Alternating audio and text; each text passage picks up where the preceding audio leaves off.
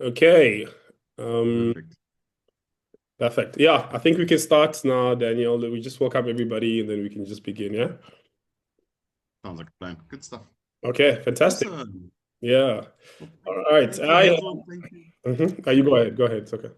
Jamal. No, perfect. Mm. Well, thank you, Karaba, and thank you, Hazel, and everybody here at the Expat Financial Hub. Really appreciate the opportunity to return and have a little chat about goal setting and what your 2026 could look like, and taking, taking active and bold steps to really define your future, right? So yeah, I put a little presentation together for us today, and please feel free to enjoy or not enjoy, and let us get some feedback on all of your experiences. And yeah, it will be an honor. So cool stuff. So the theme of today was regarding goal setting and financial goal setting, and so I wanted to take a little step back on that concept, if that's all right, and because ultimately financials and money is a funding mechanism, right? It's an enabler, but if you haven't set the right sort of goals for your own real desired achievements, the numbers will either never be enough, or there's no real context to the numbers, right? So they say, what is goal setting? What is a goal in itself for you as an individual, as a person, or as a family, you know? And then how do you actually achieve this thing? How do you actually make that goal a reality? And so one of the models, or sort of an acronym to go about and sort of give you a bit of a mythology behind setting of goals, is actually a SMART goal. SMART.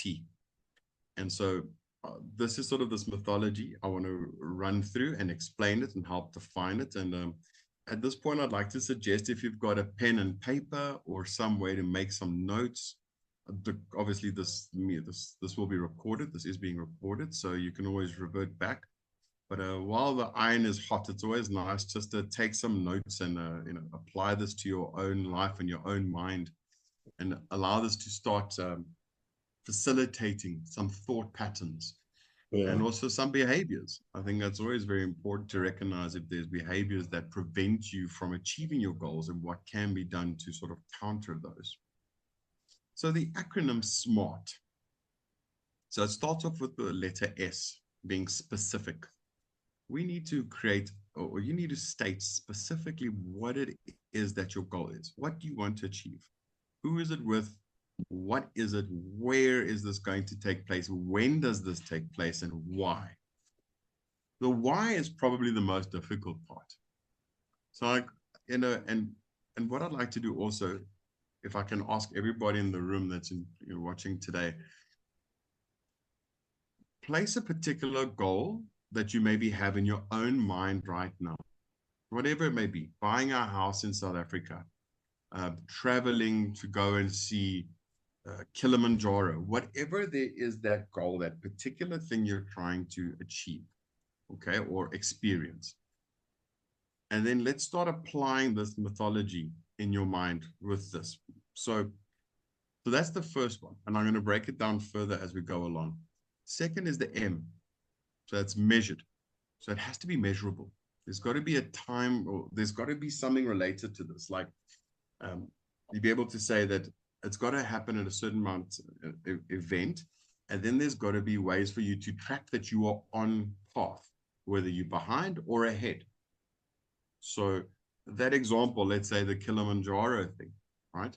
Got to do research to find out how much does it actually cost to go and do base camp of Kilimanjaro, and then what does it mean to get to first camp, second camp, and to the actual crater, up to the top, to the rim of the mountain, and what is going to be required from you as a physical action, right? So you've got to have your plane tickets, you're going to have to book accommodation, you're going to have to cater about food, these kind of measures, right? So you really got to say to yourself, okay, then what about the time frames? When is the right time to climb Kilimanjaro? Is it in the winter? Is it in the summer? Are there porters to help you carry luggage? Is that something that is part of your goal or not? Some people like, I want to carry my everything and get up there type of thing, versus those caterings, right? Next is achievable, right? Is this goal actually something you can achieve, and why? You know, if you're if for instance, it's Kilimanjaro that you want to do, but you want to do it on a handstand. Is that actually an achievable thing, or is it actually just hiking, you know? So trying to figure that out in a correct way that makes it actually an achievable goal for you. So, and the next one is relevant, right? So is this actually your goal? Is it something that you've sort of been subconsciously placed into thinking is your goal? Like friends have all said, yeah, you got to do it. It's something that's amazing. And now you've sort of created a thing. Or is it actually a goal for you? And then time. So actually having a date that it must happen. And then when you've put this all together, you can actually create a timeline of how to track these things, of when and what is going to happen. Okay. So let's go a bit in depth into it. I think that's going to add a lot of benefits. So, and speaking of benefits, what are the benefits of SMART goal setting? Okay.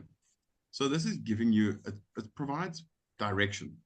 So like a roadmap, it's verified it, it's justified this goal. It's allowed you to create a system, an accountability factor as well. You put checkpoints along the way to make sure that you actually are on track for that goal. And so, yeah, it provides you basically a map. How am I going to, and to get to the end, right? It encourages you to act on your goals, to actually do the deliverables, snippet by snippet, whatever it may be. It's clarification of your ideas. It helps you to actually clear your mind and say, geez, like if I've got 1,700 goals, how many of them do I actually want to achieve? Or is it just because I'm thinking and getting cool, fun ideas?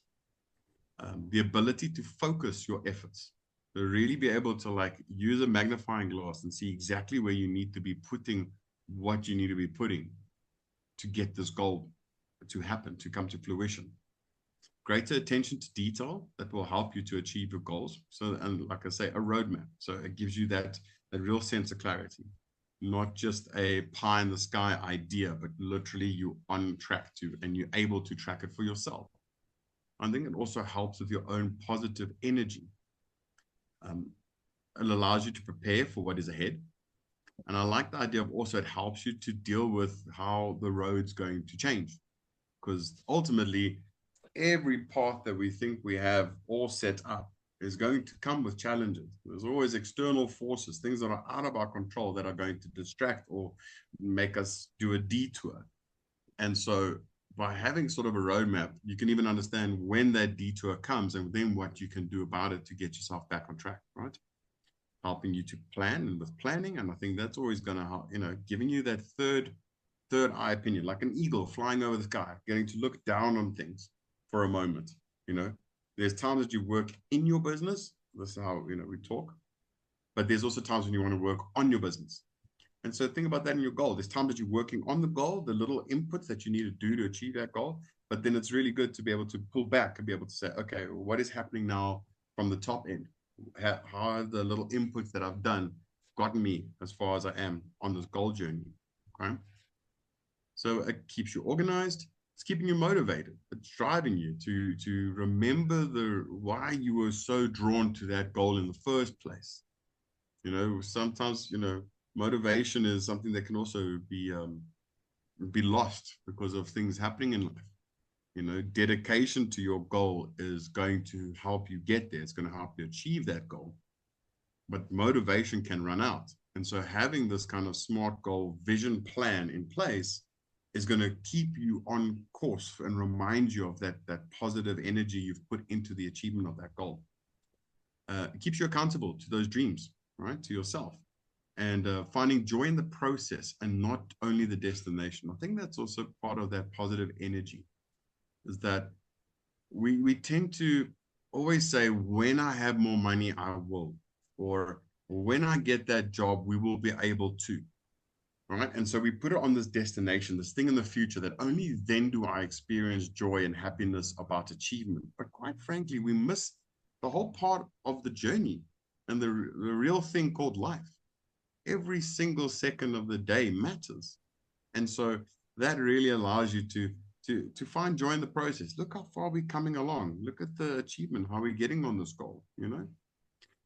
Experiencing and feeling that achievement. You know, at the end of the day, as humans, we like to pat ourselves on the back. We like to feel good things happening to us and achieving to us. You know, when we lose, we are upset. But losing is a learning opportunity, right? It's you find 10,000 ways how it didn't work out, but you got to keep on trying to find the way that it does. And so that's going to keep yourself on that positive train to achieve that goal. And then, yeah, positive experience. And everything, when things start looking difficult or challenging, you know how you're able to actually mitigate and manage it. Right. So, yeah, let's start going into the nitty gritties. All right. So, step one, choosing the goal. Okay. So, I know this doesn't sound or sounds as easy as as it's written, but if you really put your heart to it, you got to say, is this an external influence idea? Have I just been on social media and the algorithms have made me think I need a trip to Bali, as an example, because the marketing is doing that for you, versus I don't actually want to go to Bali. I actually want to do Kilimanjaro. So don't get distracted, right? So working as an individual, as a family, is that the goal? Is it exactly purchasing a property in South Africa for our retirement years, or for family to be supported, or for your own attributes, your own growth? Is it to have an investment account that has a particular rand value or yen value attached to it, or US dollar value attached to it? Does that give you that? Is that your goal? Define it, choosing it, deciding what is going to be listed as the goal, right? The way you can sort of figure this one out is you've got to actually prioritize them based on this needs. So first of all, do you actually need it, right? Do you need this thing to take place in your life? Because if you're going to commit yourself, dedicate yourself, potentially dedicate money to it, energy, research, things like that, it's got to be linking to a need. Then joy that you would experience when that happens. Like, is it ultimately the best place you could be in your entire existence? Or is it a case of just ticking a box? Because it's going to drive your motivation. It's going to drive you during the difficult days. And then there's that emotions versus logics. And that's also talks about the achievability factor. There's an emotional side to saying, cool, I want to hike Kilimanjaro, but logically, my knees are not going to take me up that kind of mountain hill. You see what I mean? You say, okay, well, what are the alternatives in a realistic form? So is there an economic gain, or is this life experience? I think there's also, you've got to prioritize that and model around that, because it can do two birds with one stone, right? So economically, I want to build a property portfolio, and that requires me to purchase 3 properties, and I will need to register the company and ... Or is it like taking the family to Disneyland and knowing that I'm going to have that shared experience with my children that they will never forget forever, right? Bucket list. So I say YOLO, you only live once, right? So if you've got those items that are on your bucket list, do these goals align with that bucket list, that very thing that is embedded in you as a person, from your experiences from maybe childhood? Researching all that you can about that goal. Like I say, if the example is doing Kilimanjaro as an example, finding out what is required. Do you need hiking boots and gear? Do you need to have a guide that takes you up there, the right time of year, accommodation in the area, medical requirements, maybe to access the country, maybe medical requirements there if something goes wrong, like you get altitude sickness, whatever the case may be, right? Doing that as much research as you can to define that is the goal that you actually want to achieve, and write it down, like everywhere. A dream board, a photo as your screensaver or your background. Like you really got to put this thing as like your North Star, the thing that you're trying to achieve, and keep reminding yourself about it all the time, because then every single action in your day is going to be committed and driven to that, to achieving that goal. And there's actually a social media sort of, I don't know what you call it, content creator, but he's a real estate agent sort of in Hollywood in the United States, in Los Angeles. And he has a very interesting talk or concept about that there's 1,000 minutes in a day, right, that you can actively do something with. And like his experience, or what they were communicating, was about You know, if you get a tough phone call of 5 minutes long, right? And he relates this to dollars. Says, okay, well, let's call that $1,000 a day, right? So now you spend $5 on this phone call, and now makes you negative and laughy, and you're over it, and you're upset about it, and you just somewhat write off the day, and now does it ruin your whole day? Are you going to throw away $995 just because of $5 was bad? So not really. That's a bit of a waste of money, right?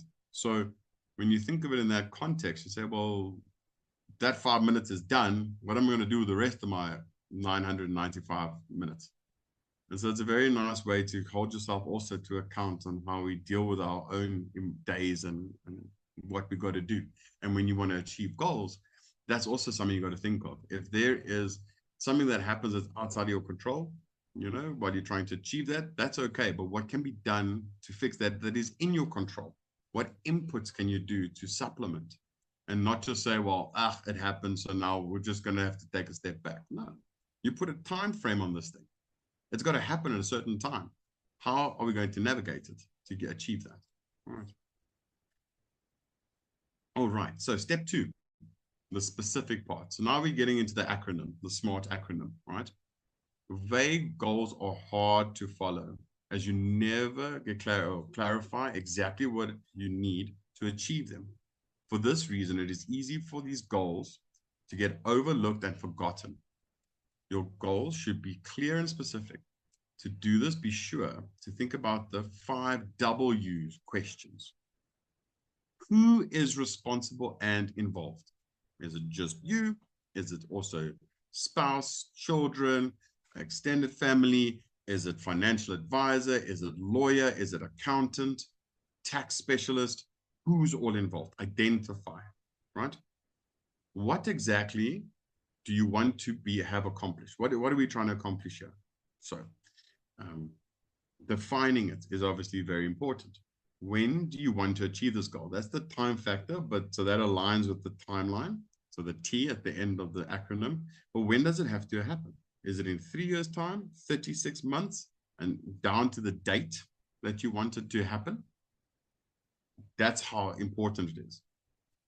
Where does this goal take place? Physically, the location, the address, or the general geographic point on Earth where this takes place. And why do you want to achieve this goal? That for me is the biggest one. What is your why, your reason for doing it? You know, because again, what's going to keep you warm and fuzzy at night when times get tough? That's your reason why you want it to happen. That feeling or that experience, that joy, that sense of accomplishment, that sense of success. That is that reason why, that pull card. Okay. All right, let's move on to the next set. Step number 3 is measurable. Okay. The next step is to make your goal measurable. If a goal is not measurable, it becomes hard to track its progress and stay motivated to achieve it. It is helpful to have certain milestones as part of the goal and a way to access how far you are to achieving it. And to do this, make sure you answer the following questions in your goal setting. How much and many? So I like the idea of actually using debt in this model, right? Let's say you've decided you want to settle all your debt. And let's say, as an example, you've got 200,000 Rand in debt. Okay. Now, measurable events, you could say, all right, every time 25,000 Rand is reduced off that debt, that's a milestone. Okay. So that means you're going to be paying the minimum payments as well as potentially adding extra to try and reduce that debt as fast as possible. Maybe you're going to consolidate your debt into a different way of reducing the interest rate that is being charged on that debt. It could be a bond on a house. If you've got more credit cards and a vehicle and a bond, and there's equity on that property, maybe consolidating it and reducing that interest rate can help you achieve the settling of that debt sooner. So using those strategies, putting that together, is going to help you then set up a model to measure and give yourself that feeling of it's getting there, it's getting there, it's getting there. Because that's how you're also going to find joy in the journey and not just the destination. How will you know when it's been accomplished if you haven't been able to measure it and be able to say, okay, we've got the date, but hey, we made it early, or are we on track? Are there any benchmarks on this journey to achieving that goal? So let's say in context of investing, right? Say you wanted to have R1 million in an investment account in the next 5 years, so 60 months. What benchmarks do we have?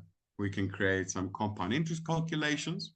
We can set up basically where you should be by year 1, year 2, year 3, year 4, and then finally year 5, so that you're able to mark and track and see where this is going.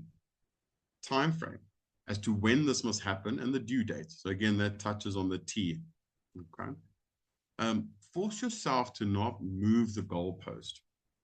If you keep pushing it out, you're creating a space for yourself to accept failure on your own dreams drive, and that's your drive versus failure. Deviate from the plan if needed, but stay on the course. So think of your Christopher Columbus. He's on the oceans trying to find the Americas. He was actually trying to find India for the spices, but he ended up going in the wrong direction. The winds blew him in the wrong place, and he found the Americas. He didn't freak out, saw the opportunity. So, okay, well, cool. Now I found something else. I discovered the Americas and brought Portuguese to Brazil. So life is going to do that to us. The winds are going to blow. You know, you might, like Carabo said before he started, he, had a slip and fall with the bike. And, something like that could lead to even worse things, and that might put you out for a little bit, and that might derail your plans for achieving a goal. But at the end of the day, you've got to say, okay, cool, this happened. This was out of my control. Well, what can I do that is in my control to achieve that goal and get us back on track? And by doing that, instead of moving the goalposts, provides that space that you are achieving, you are growing, and it's a positive mindset. When you say, oh man, we had to spend money on fixing the car, so now we have to make it a year later or something like that. That's a negative mind space. That's going to hurt you. That's going to have implications, And so eventually you start saying, well, is this dream even worth it? And then that leads to you not achieving that goal. And at the end of the day, that's not what this is about. It's about achieving those goals, right? So, yeah, let me take a sip of coffee and take us to the next one. Step 4, achievable. Right, so that's the letter A in the acronym. Ensure your SMART goal is achievable is necessary, right? This will help you recognize if the goal is within your capabilities and how to work towards it. To determine if a goal is achievable, you can think about these questions. Do you have the needed resources and time to reach the goal? If not, what do you need to then be able to make that achievable? Has this goal ever been accomplished before? An example. So do I want to have 20 million Rand in assets in a company in 3 years' time. So is that actually achievable? You say, probably not. That's a bit of a stretch, right? Probably a bit of a lot of a stretch. But in the same breath as well, it doesn't mean it's unachievable. Just the setup is incorrect. Maybe we've got to make that 10 years. And then it also comes down to resources. So if my budget is 500 Rand a month, well, then iCorner, that's going to need a lot more time to do that. And so taking a look at that achievability factor is also very important, because you don't want to set yourself up for failure already from the start. It really needs to be aligned with what can be done. And there's a bit of a story behind this I also want to share. So smaller goals can be a part of the path towards your main goal. And that's the sort of, how do you eat an elephant? So here's the concept. You literally have a giant elephant sitting on a plate waiting for you. You got to eat it. You don't worry about the entire elephant in one go. One bite at a time is going to make it happen. And so that can be the ultimate way of trying to deal with your goal. So if your goal is, I want to have this assets under management, or I'm looking for 20 million Rand in my assets that I own in a company or a business, whatever the case may be. You say, okay, now how do I get there? So first of all, I'm going to need some infrastructure, and then I'm going to have to X, Y, Z. So small, little achievable goals on that path is going to help you to stay on course, see the value, and make it achievable. Realistic is step number 5. That's the R. So make sure that your goals is realistic. You know what you know best what is realistic for your career or your personal life trajectory. So keep that in mind. Ask yourself these questions. Is this goal reachable? So, I mean, like if it's to say, I want to be the 5th person to walk on Mars. We haven't sent humans to Mars yet.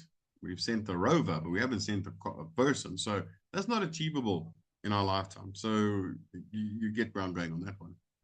Can you commit to achieving the goal? That's also very, very important. Do you actually have the mind space, the physical time, whatever it may be? Say you want to study a doctorate as an example, but you work full time and still have a side hustle and still have societal obligations. Is that actually that's achievable for you to be able to put your mind to? Or are you setting yourself up for failure? And that's the whole point of step number 5. So, and is it actually worth achieving for you? I really think that's probably one of the things we get wrong the most, because we haven't focused on defining if this goal is our own. If you're trying to achieve somebody else's goal, it won't happen. It's never going to happen, because you're not going to be motivated and connected to it long enough for it to actually come to fruition. So it's a very intrinsic exercise. You've got to really sit and think for yourself, is this worth achieving? Is this my goal? Is this what I actually want?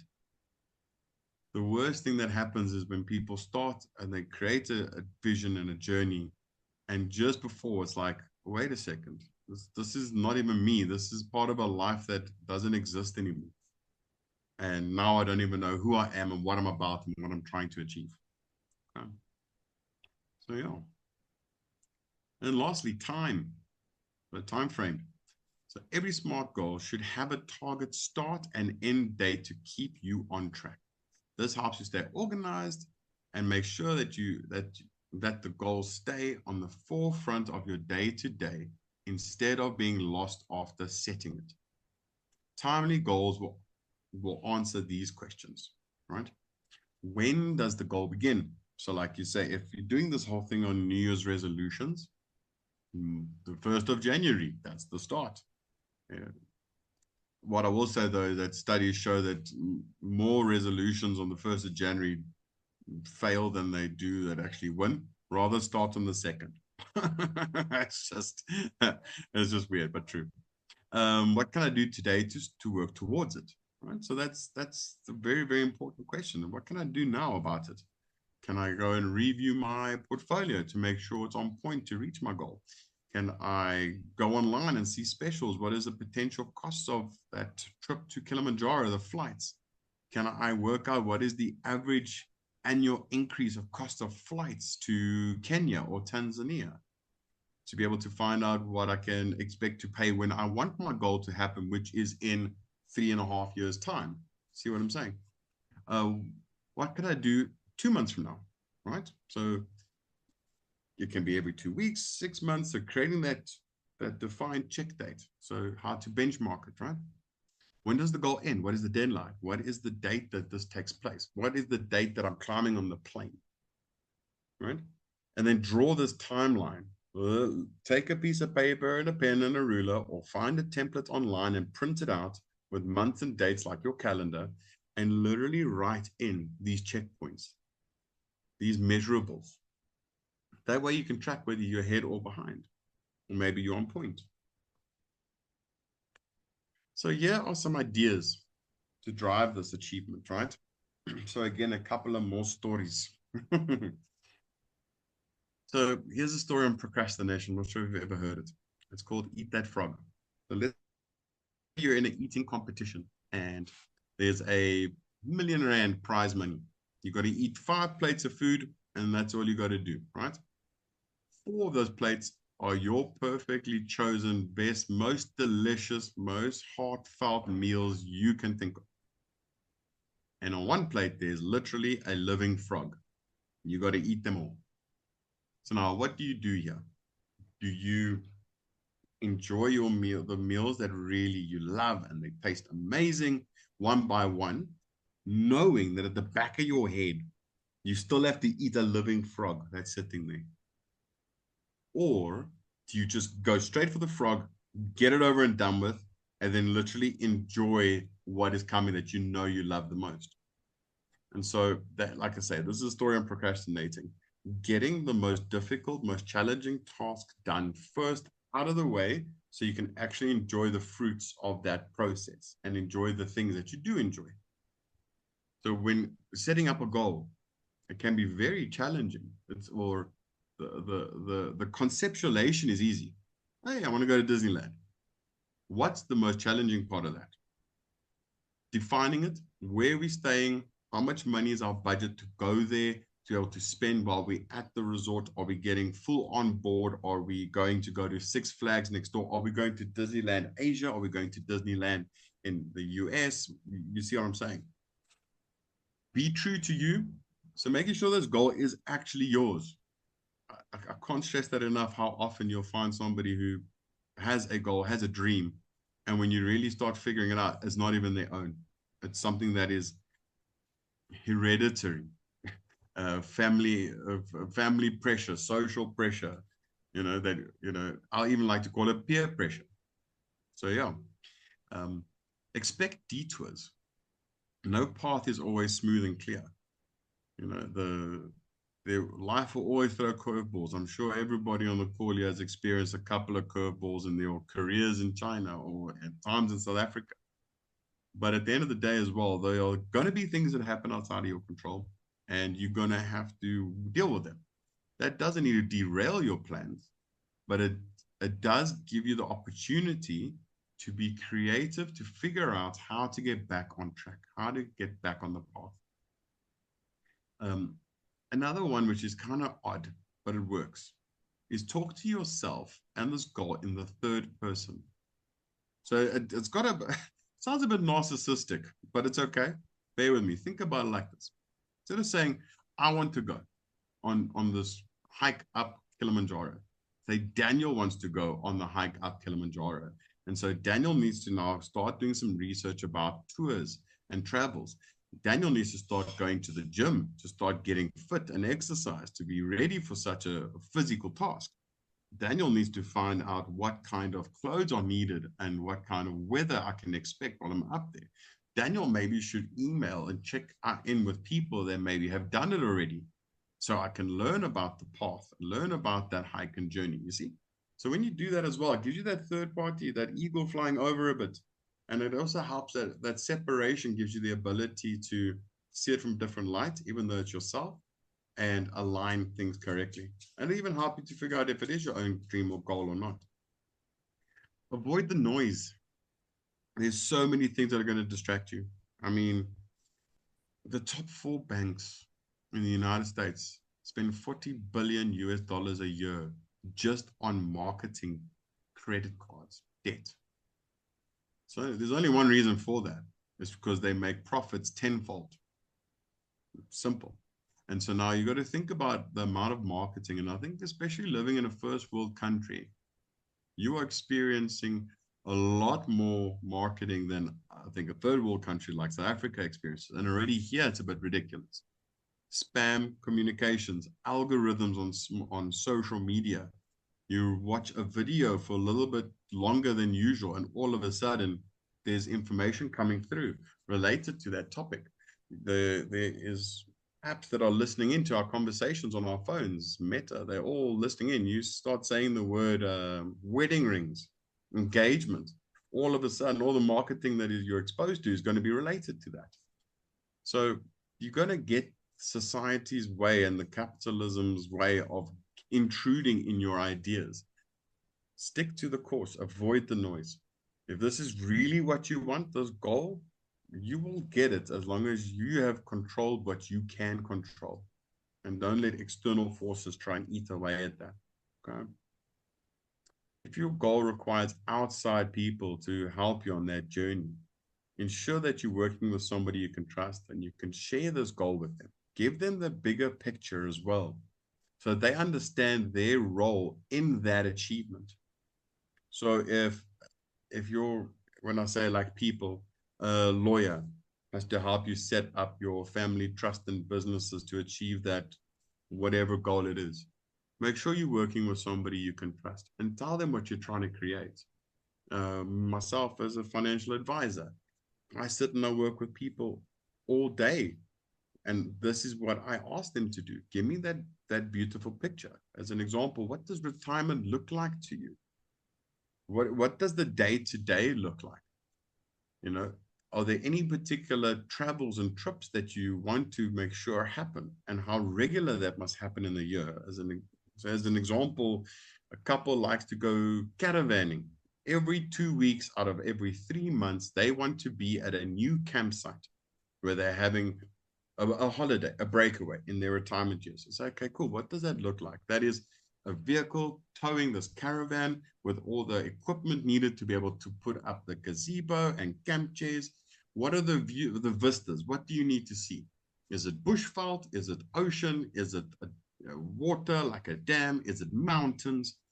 That kind of visualization helps a person like myself to plug in, to see that and say, okay, that all can amount to a particular amount of money in a year to be able to deliver on that expectation. And these are the steps we can take now to make that vision take place. Because at the end of the day, those steps are necessary, but mean nothing when the goal is taking place. That is then the deliverable. That's the experience. That's the achievement of sitting and seeing the vista and going, we did it. We've got it. It's happening. Here we are. You check. So yeah, make sure that the people that are on the journey understand the full picture as well, not just what you need them to do. Because if you can get them to buy into the vision, into the story, into your goal, they're also more likely and will most likely want to add value to bring that goal towards you, because it's positive energy to the universe. Cool. So online, you're able to grab plenty of templates to help you along this journey. So I spoke earlier about a dream board. So going down to the craft shop, buying an A3 or an A2 poster, like literally cardboard, grab a whole bunch of old magazines. I'd love to say the Huisgenoot, but I'm not sure if you get them there where you are. But like, go to, I don't know if they still do magazines, or print out pictures to find it, right? So if your dream board is going to various items, a house and your family and holiday trips, or whatever the case may be, literally cut out those pictures, stick it up on a wall, put it in your bathroom, put it up on the next to the mirror where you check yourself out in the morning, inside your cupboard where you're looking at clothes. It must be something you see every single day. This kind of template helps you to actually set up that SMART goal, and you can use this for multiple goals. You don't only have to have one goal. You can use this for multiple reasons. Something that has to happen in the short term, the medium term, the long term, the bigger stuff, the smaller events, the smaller requirements. As I say, online, there are plenty of different models. Find something that works for you. I personally like a lot of color. So I put up the black and white one to show you that this is something I don't like. So you can see my frown lines when I look at it, because I think the brain is more excited when it sees colors, And so, knowing that there's all these different things, and you can use that according to your own needs. But this helps you build up the accountability. And what I also say is, in line, this particular type of template is the generation of your SMART goal. So creating it, defining it, right? Being specific, being measurable, making sure it's attainable, is relevant to who you are as a person, and is a time bound. And then you would create another template, which is going to be that timeline, where you literally go and say, you draw a calendar from to the day you're starting this goal thing. I want to lose 20 kilograms. Okay. Before I can start that, I need to go back and say, okay, where am I going to do this? Do I know how to even lose 20 kilos? What happens if I lose 20 kilos? All the sort of mindset do I need a gym contract? Am I going to do it at a yoga class? Am I going to do it at home using free online YouTube videos, which I can, just patch in, things like that? Do I need a personal trainer? Do I need to see a dietitian to work out a good eating plan for my bodily needs, maybe my blood type, whatever kind of course of action you're trying to do. But then you've actually gone and said, okay, by this particular date is the first day I'm walking into the gym. Before I do that, I'm going to have to make sure I've got a good pair of tackies at least. I'm not going to spend money on clothes yet because I've got to first figure out if I'm happy doing this. And then I can start buying some nice gym clothes, start getting in the vibe. I need to make friends at this gym purely because then I can hold myself to account by knowing I'm going to see them and find joy in the relationship and create camaraderie, things like that. So yeah, create that timeline. That's going to help you achieve that goal. And I think that is actually my last slide. So I just wanted to put up that QR code again. So just some stuff about me. I'm a financial advisor here in South Africa for the last 15 years, and I specialize in investing and risk insurance planning. Also find a lot of I want to say sensationalism, but a lot of my fortes are within pre and the post-retirement planning space and generational wealth creation, estate planning, really understanding what is the process of winding up an estate and the exposure points and the kind of cost implications. It's just insane, and trying to reduce those as much as possible, and actually working with expats because things get a little bit more complicated. It's not as straightforward as it can be. But yeah, any questions or thoughts, ladies and gentlemen? Put it to the floor. Fantastic. Thank you so much, Daniel. As always, this is just well delivered. You make it very easy for us to understand as well, because a lot of people try to overcomplicate these things. So, we just really appreciate how you put it together, make it palatable. And yeah, actually the questions that I had, I actually covered in that acronym of yours, right? The SMART acronym. Okay. Yeah. So yeah, I just wanted to find out, like even before, like what are the habits that like separate people who reach these goals compared to the ones who don't? Like in your experience, yeah, that we could avoid these things in the future, because I'm reading this book now, The Psychology of Money, which I recommend people to, we might as well, as we're sharing like, resources here. And yeah, something like that where like behavior is more important than knowledge, like how you behave is going to like impact a lot of like, your goals financially. So in your experience, what do you think? And also why do we struggle so much as like good income earners to basically yeah, like with finance, for whatever reason, we get a lot of money, but we still struggle to like, have things together. Yeah, why do you think that is? Yes. No, that's Yeah, how can we avoid something? that's such a good question, Prabhu. And so there's a couple of ones there that I'll attach to. So first of all, like discipline, right? So our own self-discipline. When new options happen in life, so like you say, income. So now we start earning, we end up getting to a point in life where financially you're in a completely different space than you were before.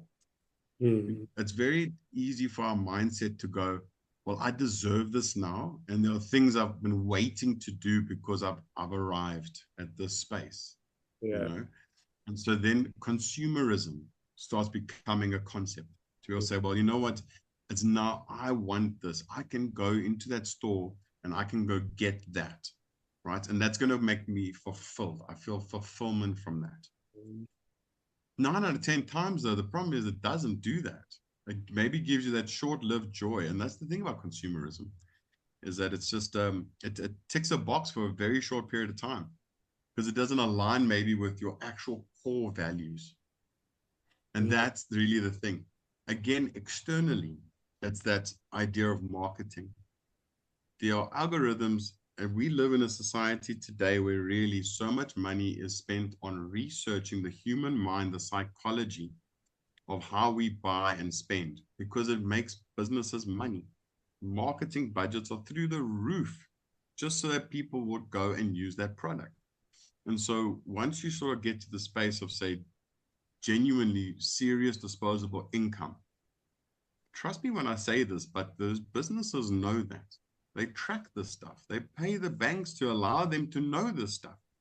so they can target their marketing to your joys and desires. So they're looking at the last 15, 20 years of your social media searching history, and they'll know you like mountain biking. So what is the best thing that this guy's going to do when he gets a raise? He's most likely going to upgrade his bike because that's going to bring him joy. And so how do we do that? We're going to advertise to say, here's a list of 10 people that like biking and they have a propensity to purchase a biking product. Then they go to all the bicycle companies to see who's willing to pay for it. That's how crazy it is. And so that's why being true to you is now everything. It sounds scary, but it's serious. And the term that is also used is lifestyle creep. And I think that's the danger of salary income. You be here, expenses build up, meet. We feel pressure. Now all of a sudden we try and do things. Maybe do a short course, look around for a new job. We jump job hunt, and now we get more money. Lifestyle creep. So it's a choice. You should pay yourself before you pay others. So that's why the forced investing, the saving, the put it aside, you exchanged your time, skills, energy for money. There was an exchange of that. Now, the moment it comes to you, you're paying for things, right? So make a conscious decision to say, but wait a second, let me first pay myself so I can achieve my goals. Can I achieve what I want to do in this lifetime, or what we as a family have decided are important to us, our values? So we're going to first focus on that and then allow that to take place. So, yeah. Oh, thank you for that. Oh my gosh. Yeah, you're right. We just end up buying things like the same thing over and over again. It's the same thing with the iPhone, right? People want to upgrade every year. Sneakers, you know what I mean? We just keep buying the same shoe, really, but because there's a new like model every year, basically. So that really takes us off. So yeah, I can relate to that, really, you know. Scary. It is scary. No, and it is. And it happens so subtly.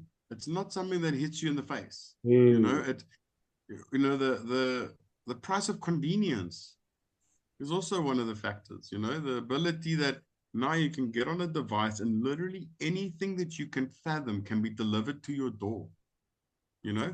But the fact remains that there's a cost to that capacity. And you know, the mindset that if I earn a certain amount, I'm supposed to dress in a certain way, look in a certain way, do a certain thing, or be doing certain things. If it's not you, if it's not going to deliver on your career successes, it's not worth spending on it. You know, like an example can be like this, a network of joining people to find common mindsets and ideas and sharing knowledge. You know, it's an incredible space, and this is a free zone, which is amazing, you know. But then people will spend money to go to a golf club and then not even know how to play golf because they think that's where I need to go.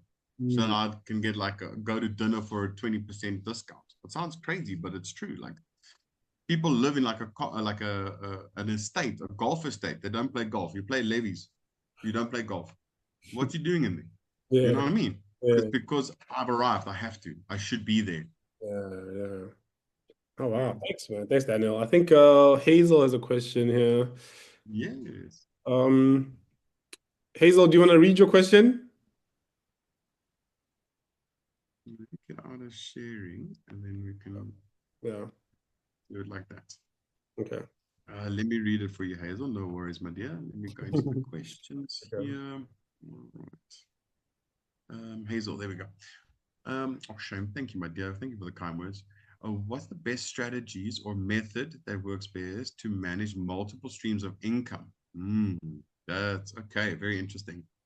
So, multiple streams. So, end of the day, though, the big thing is you're going to need to have one place to consolidate to be able to look. So that's the eagle eye view, right? So if you're a master of Excel, great place. I mean, quite frankly, Excel 98 is what holds the world's coding together and our internet. So that can always be something. You also just create a simple and something as well that's actually in that book, Karabo. Keep it simple, stupid. Yes. Is keeping it as simple as possible. Don't overcomplicate it. You know, when the multiple income stream comes in, so you can literally make columns on Excel and you make it in the month, January, February, March, April, May. So you do a calendar. Income, so you name it. Or salary from employment 1, side hustle income from flea market, passive income from investment number 12567. And add at the bottom. Quite frankly, I put another column next to it of expenses. Probably one of the easiest things you can do, plus and a minus. Every single cent that disappears and goes out, even if it's tipping the car guard, even if it's the tip the Uber driver, you put it there, that 5 yen or that 20 yen, that 2 rand coin that went out, you add it there. That way you're going to see money in, money out. And then you hold yourself to track that. Because at the end, what you can do at the end of each month is say, okay, what is extra? Did I have to pay in using debt like a credit card or an overdraft facility to top up my month based on my expenses and my spending? Or is there an extra amount? And if there's an extra amount, take it out of your active current account. Put it then into a savings account and build that up. Then you can start seeing if there's a trend in your regular month that there's the capacity to have extra. Now, what I mean is, before the month starts, you've already paid yourself. So you first had your debit order or your EFT direct contributions to your investments for your goals, right? I'm talking about after that, after rent, after groceries, after lifestyle and all the things. If there is extra, again, take that out of your active current account. That must be basically on 0 when the next salary comes in. Put it somewhere, build that up. That can become your 3 months emergency. You can start developing that money or start committing it to something else, but build it up, take it out. It's a very nice way to build a little structure. There are also a lot of templates online, a lot of little accounting tools, I would say, but the simplest form is a plus and a minus column. Money in, money out, money in, money out. Ultimately as well, when there's multiple income streams, there could be multiple dates that they come in. There could be multiple tax implications on some of them as well. So use it as a net environment, not a gross, because that might be complicating things as well. If there's money that you know you got to keep aside for a particular tax event, do the maths, calculate it, do your net. You want to see it as the money that is yours, 100% in your pocket. I hope that helps and gives you a bit of an idea. And yeah, look, multiple income streams, great place to be. I think it's always very important. I think one of the major ones as well is always ensure that one income stream does not jeopardize another. Yeah. Okay. What I mean by that is you could do a side hustle as an example, which might be a conflict of interest with maybe your active employment. And it seems great if it's working, but if it catches you out, you can destroy both income streams. You know, so it's about creativity and also just being above board, even for yourself. What I also like about that space is when you start working out basically what is my worth per hour.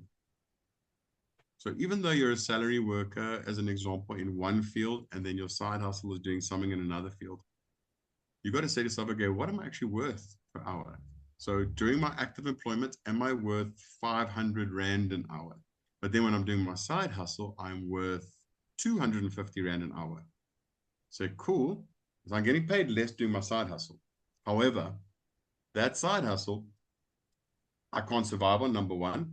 I might also not be able to scale it as full-time income to justify it as becoming my full-time because I can't get it to that 500 yet. What do I need to do to get it to giving me 500 an hour? Because then it can replace it if I had to commit more time. A lot of examples could be that you physically aren't able to make those monies per hour. As an example, like your side hustle is flea markets. You know, that happens only on a Saturday morning. So I can't make that my Monday to Friday 9 to 5 job because it only happens on a Saturday. There is no flea market on a Monday morning, you know. So unless you do research and find out what can take place, right? So yeah, I think the big thing about it is giving yourself the opportunity to the eagle eye view. You take 1 hour a month, beginning of the month, when the income start coming, you build your own budgeting and template plan. money's in, money's out. Be in control of it. Yeah. Nice. I see Dave. Yeah, Kravel? Oh no, no, it's okay, it's okay. Yeah, I was just responding to what you said now. So, but yeah, I'm fine from my side. Like I said, the acronym really makes things a lot easier, and I think it's worth looking into, And yeah, because these are like people's personal goals. I'm sure like people want to reach out personally on a one-to-one basis. And yeah, just hoping that everybody can achieve their goals in 2026. So it's been really helpful. Thank you so much, Daniel. Thank you. Pleasure. Thank you, Kravel. Thanks, Nice. everybody. Yeah, yeah. And keep it nice and brief like this. So if there are no questions, I don't see any hands, but it's okay. We can stop here, and then we'll still just post your details, Daniel, in the group as well. Okay. And yeah, this is our last one for the year. So we know that it's festive now. People want to celebrate December without worrying about, all these money issues. Absolutely. Yeah. So yeah, we're gonna resume in January. So we'll probably definitely call you again, Daniel. People really enjoy your session. Yes, of course. Yeah, I think it will only be a pleasure, and I really am honored, and thank you so much for having me on board again. And to say, please feel free to reach out if you want help figuring out your goals. yeah, We can always have a chat about that. Putting a little plan in place, maybe asking for an assessment of your own efforts. You put your own smart goals together. You Mm, say, okay, here's my shortcomings in my planning. So I've got it specified. I think I have it measurable. I think it's realistic, but now what do I need to do? What research can I start thinking about to actually implement this plan? And yeah, so, yeah, please feel free, ladies and gents. It's an yeah. honor. Thank you. Thank you so much. Even Tati is saying you always make things simplify for us.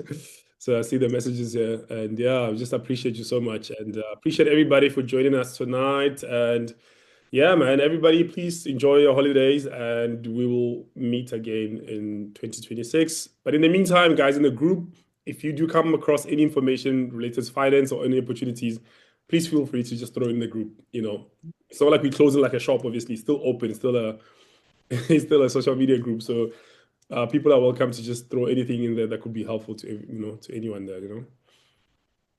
Yeah. All right. Perfect. Thank you so much, Daniel. Thank you, everyone. Your pleasure. Cheers, everybody.